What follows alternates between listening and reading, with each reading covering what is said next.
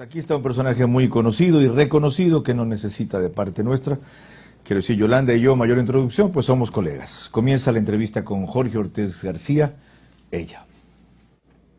Así es, Jorge, qué gusto tenerte con nosotros y felicitaciones por tu programa en FM Mundo, los viernes a las 9, en el que entrevistas a los candidatos a la presidencia.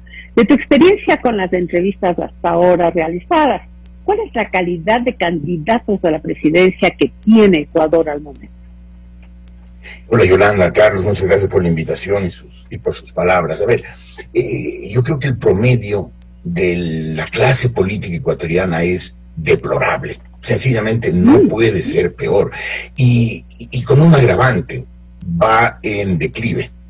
Cada elección los candidatos son peores. Y el problema no son solamente los candidatos, es en general el entorno político. Hoy tenemos una Asamblea Nacional que es penosa, es para llorar a lágrima viva. Y en general ese es el nivel de nuestra política. Hay quienes pueden argumentar que ese es el nivel de nuestro electorado, que el pueblo ecuatoriano pues no le da a la política la atención que debería darle y por lo tanto va y vota con irresponsabilidad, a la ligera, llevándose fácilmente por mensajes. Pero sea lo que sea, la política ecuatoriana está en manos de personas absolutamente mediocres, incapaces, de una ignorancia absolutamente asombrosa, ¿no? Es gente que no debería estar en la política, que debería estar en trabajos privados, en mandos medios, en actividades muy ajenas al destino de un país. Y nuestros candidatos presidenciales en promedio son francamente malos. Jorge, se dice que los pueblos tienen los representantes que se merecen, ¿no? ¿No encontraste nada rescatable en alguno o algunos de ellos? No, sí los hay. Hay gente capaz, evidentemente. Hace pocos minutos, Carlos, leía algunas declaraciones que había hecho Guillermo Lasso. Es evidente que Guillermo Lasso se ha preparado, por lo menos en el ámbito económico, ha preparado un programa cuidadoso, meticuloso, detallado, y además aparentemente realizable. No es el único. Gustavo Larrea me parece un hombre capaz. César Montúfar, que creo que está descarriadísimo, perdido, haciendo unas declaraciones muy perjudiciales para él y para el país. Es también un hombre académicamente sólido, bien intencionado. Es decir, no se puede... Cuando generalizo, digo el promedio de nuestra clase política es muy malo. Pero el promedio es muy alto, ¿verdad? Estamos hablando de 16, estamos hablando en medio. ¿Cuántos vienen a ser en tu calificativo deplorable? Perdóname, Yolanda, se alteró el sonido y no te escuché con claridad. Sí, parece que se congeló. Tú dices que sí hay rescatables, pero el promedio que tú entrevistaste, ¿cuál sería el promedio de los deplorables? ¿Cuáles no deberían ni siquiera haber soñado en estar en una candidatura presidencial? Pues la mayoría creo que pues Carlos Añay no debería aspirar a la presidencia de la República. Creo que la señora Jimena Peña es una señora seguramente de muy buena voluntad, una emigrante muy empeñosa, que trabajó con mucho esfuerzo en el exterior y que, según ella misma dijo, ha hecho su pequeña fortuna. Pero ciertamente son personas que están muy lejos de tener los méritos suficientes para aspirar a la presidencia de la República, ¿no?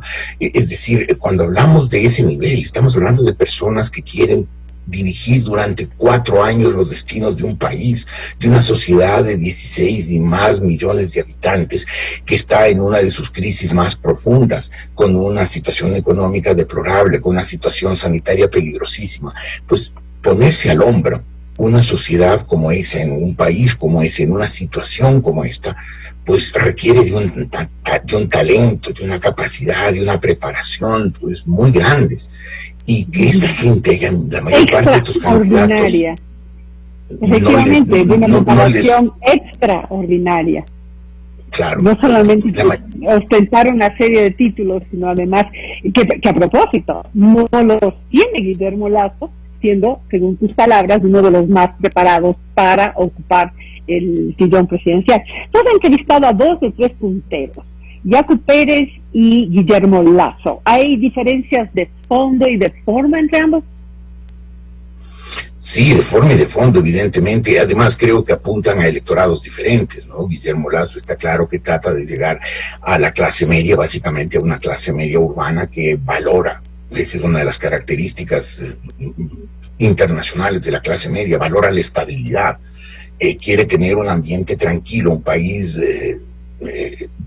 estable para poder progresar o para poder seguir prosperando, mientras que Yacu Pérez es evidente que apunta a sectores jóvenes, a sectores que se pueden ilusionar simplemente con un plan verde, y apunta hacia sectores rurales e indígenas, y apuntan claramente hacia electorados distintos, y obviamente apuntando hacia electorados distintos, sus comportamientos, sus planes, sus proyectos, su forma de presentarse son distintos.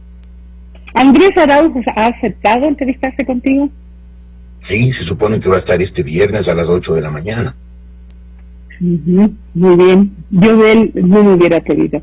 Llama la atención que esta vez la mayoría de candidatos, creo que son 12, que van del centro hacia la derecha y solo hay 3 del centro hacia la izquierda. ¿Qué pasó? Porque la derecha no encontró en Lasso la representación suficiente de la tendencia. Bueno, primero me parece un poco difícil ubicar a la mayor parte de los candidatos en algún lugar de un espectro político clásico de derecha a izquierda, es decir, de socialismo a liberalismo, porque la mayor parte de candidatos simplemente hacen unas ofertas populistas, baratas, inconsistentes, que es difícil ubicarlas aquí o allá. Son más que nada populistas. Ahora, con eso aparte, es evidente que el del centro hacia la derecha, el Ecuador, tiene gravísimas dificultades de cohesión. Pequeñas rencillas personales que antes caracterizaban a la izquierda, y más bien a la izquierda marxista, hoy se han ido hacia la derecha, y a los líderes de ese sector les cuesta tener diálogo, y si les cuesta tener diálogo, obviamente les cuesta tener consenso.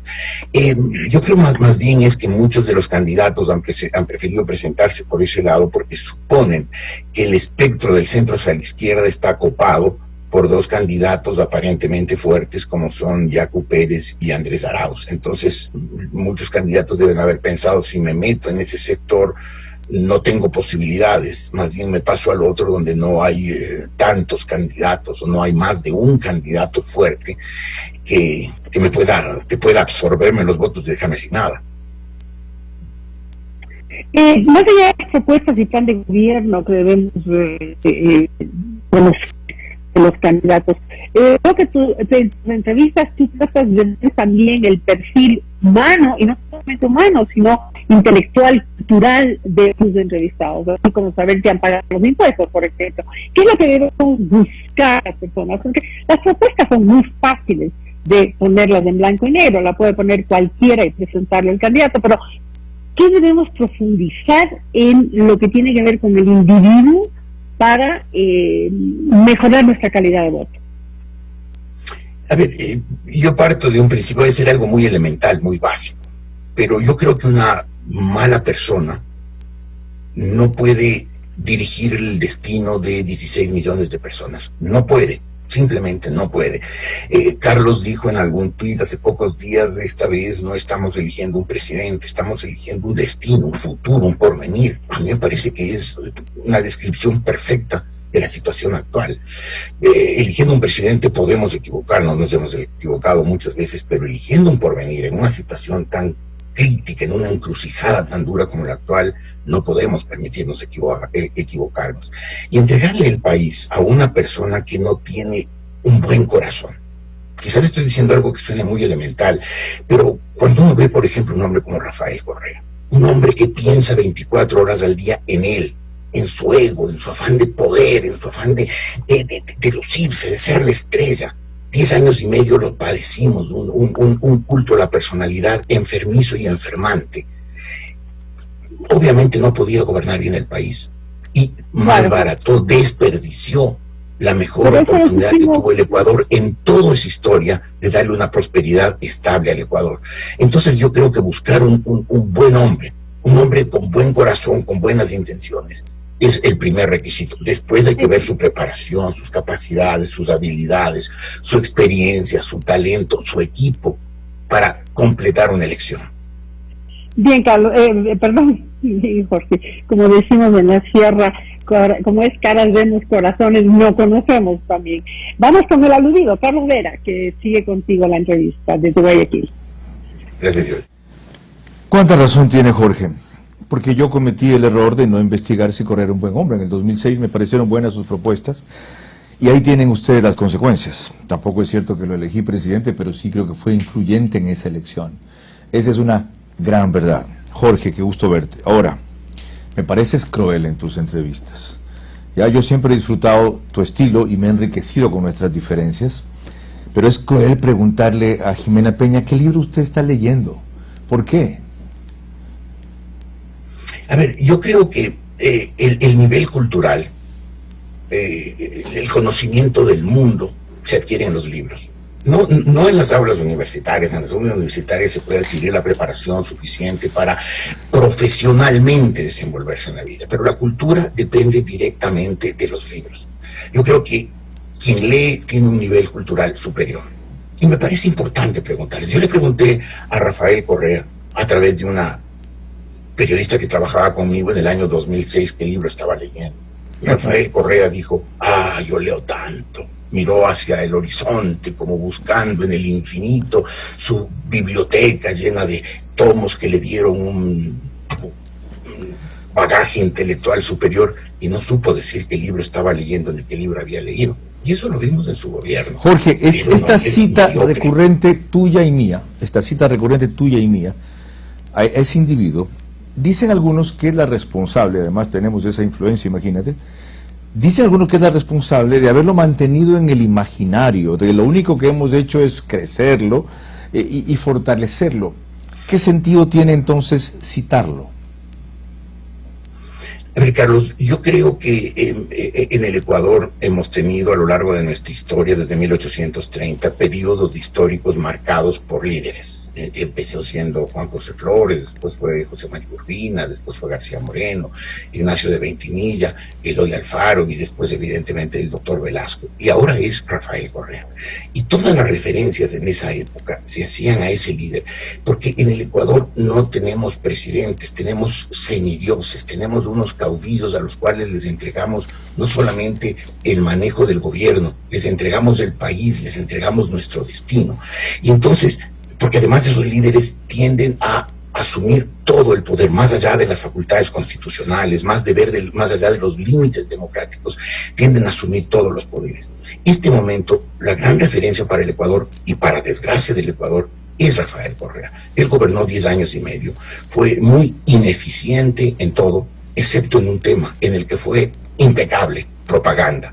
Él creó en su torno una leyenda de un hombre perfecto, infalible, de un hombre de manos limpias, de corazones ardientes, todo lo cual no era, por supuesto, pero su propaganda fue tan perfecta que lo logró, y todavía hay un alto porcentaje de ecuatorianos, tal vez voy a decir una barbaridad, 1/3 de los ecuatorianos, 33%, que siguen creyendo en él y siguen confiando en él, al extremo de que están dispuestos a confiar en quien él ha puesto de candidato, a pesar de que quien él ha puesto de candidato, es decir, Andrés Arauz, es evidente que es una persona sin ninguna experiencia, sin ninguna capacidad, sin ningún conocimiento, sin ningún talento. Entonces es una referencia inevitable. Quizás, a lo mejor tienen razón, a lo mejor tú y yo lo hemos mencionado más allá de lo necesario. Yo he estado ausente del periodismo más de 10 años, precisamente por la persecución que sufrí en esos años.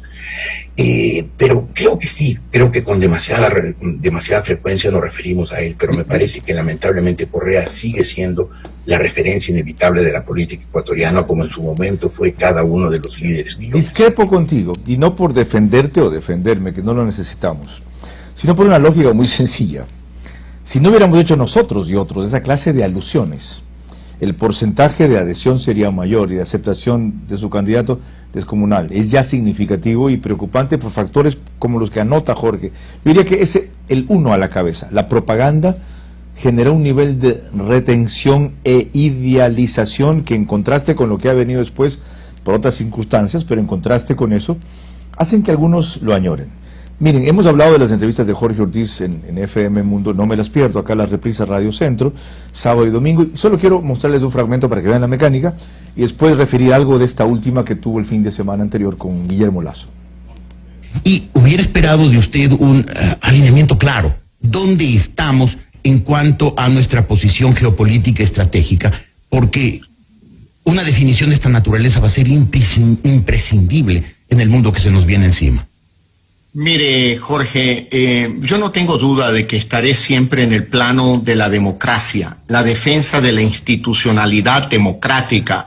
Es momento propicio su pregunta para condenar semejantes actos que acaban de suceder en una de las democracias más respetadas del mundo, como es los Estados Unidos. Es lamentable lo que ha sucedido. Yo siempre estaré del lado de la institucionalidad democrática, defendiendo la democracia, como lo hice en octubre 19 del 19 en el Ecuador. Lo haré también con una voz muy clara y fuerte respecto de posiciones en el caso de América Latina. No hay duda que Maduro y Venezuela no es la opción para el Ecuador. Ese no es un gobierno democrático, es un gobierno totalitario, es producto de una dictadura, producto de fraudes tras fraudes electorales. Jorge, ¿lograste un alineamiento claro? Implícito, no explícito.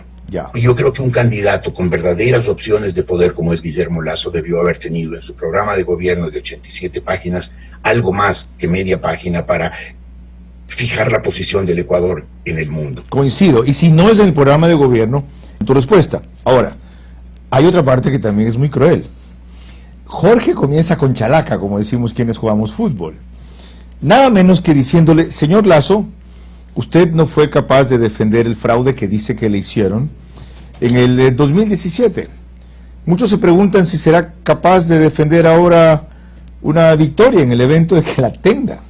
Así, boom, de golpe. ¿Qué te pareció la actitud de él frente a tu aptitud para preguntar? Me parece que Guillermo Lasso contestó con aplomo. Hubo preguntas como esta que tú mencionas, Carlos, que fueron a quemarropa, súbitas. A quemarropa, ¿qué súbitas ni qué ocho cuernos? A quemarropa.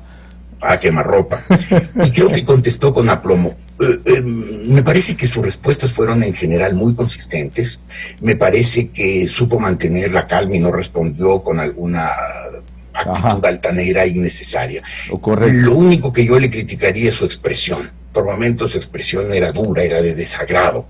Y eso no le convenía. Creo que la expresión de él, el lenguaje corporal, su rostro, le afectaron, porque creo que él respondió con solidez, con preparación, con capacidad, pero ciertamente no supo mantener una expresión controlada, tranquila. Qué buena acotación, me pasó lo mismo cuando lo tuve en Veraz. Si su lenguaje gestual decía una cosa, contrariedad, desagrado, mientras su lenguaje verbal decía otra. Jorge, quiero recomendar lo que haces, decir que es único en el Ecuador, para variar, pero sobre todo que es didáctico. Es enormemente útil el perfil, incluso psicológico y cultural e intelectual que hace Jorge de los aspirantes de la presidencia por las razones que él ya ha explicado. Una última cosa. Hay mucha gente de nuestro segmento generacional, ya somos tercera edad, e inclusive no tanto, mayores de 50, 55, que por todas las complicaciones que hay electorales, más el temor de contagio, piensan dos veces en ir a votar o no van a ir a votar. Lo grave es que en ese segmento etario está la generación que puede marcar un contrapeso con el segmento de 16 años a 35 años, que tiene una versión fresca de la historia por lo que dijo la propaganda anterior y no por lo que en realidad sucedió. ¿Qué reflexión les darías frente a esa enorme responsabilidad? A ver, yo creo que tú vas a ir a votar, Yo creo que yo voy a ir a votar, estoy seguro que lo vamos a hacer, y creo que todas las personas de nuestra edad, todas las personas de 50 años para arriba tienen una obligación moral, ética, patriótica, hoy más que nunca de ir a votar. Tú lo dices perfectamente, Carlos. Si personas de nuestra edad, personas que ya llegaron a la madurez, que conocen la historia más allá de la propaganda, del estado de propaganda que creó Rafael Correa, van a votar, pueden... si vamos todos, vamos a darle a la votación un porcentaje de racionalidad frente a un porcentaje de impulsividad que va a ser el que va a caracterizar la votación menor. Pero creo que hay un elemento adicional. Me parece que haya habido o no haya habido fraude en la elección anterior, en la del año 2017. La sensación de un alto porcentaje de gente es que hubo algo irregular. Y después con este tribunal, con este Consejo Nacional Electoral, con la señora Tamainta al frente, con esto que tú mencionas, de esta autorización absolutamente imperdonable que ya debió haber merecido la renuncia de la presidenta del Consejo como responsable político de esa propaganda que metieron en medio de un debate.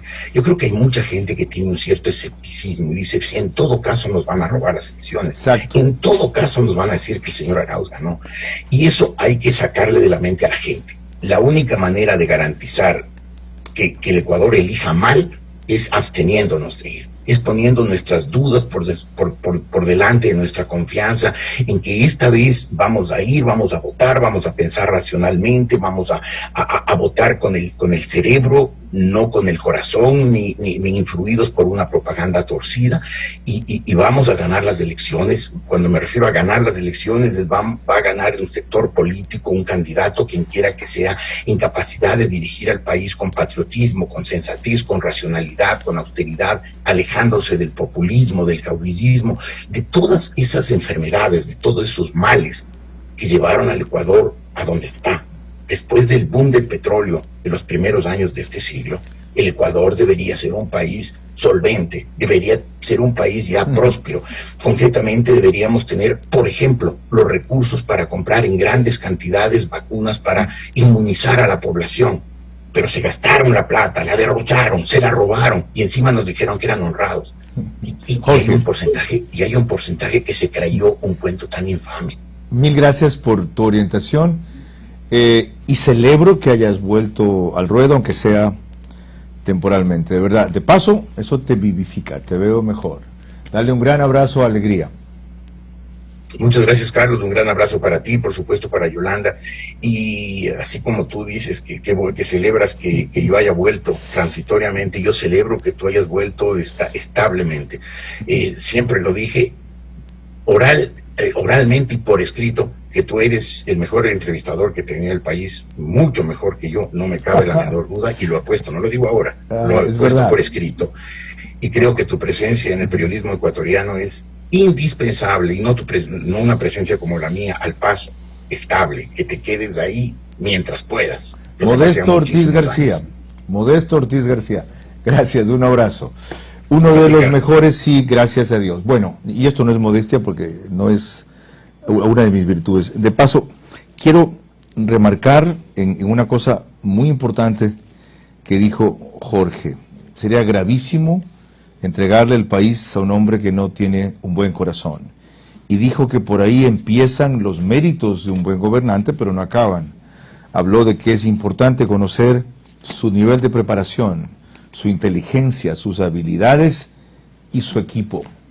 No lo olviden, yo tengo una cantidad de cosas que compartir, pero será después. Ahorita son las 8:05.